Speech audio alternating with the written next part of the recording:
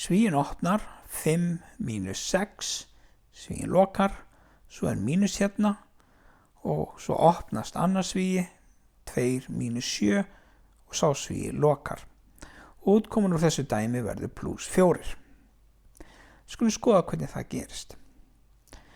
Hér einn svíi mínus annar svíi.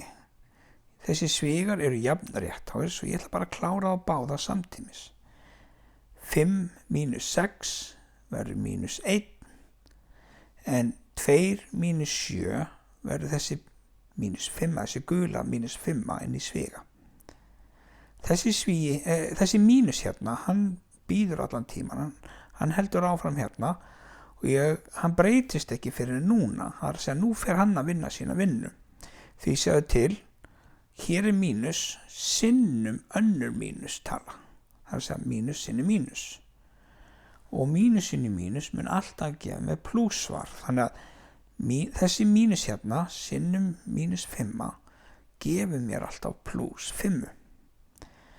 Þessi mínus 1 býður hérna þá til að kemur aðeins núna.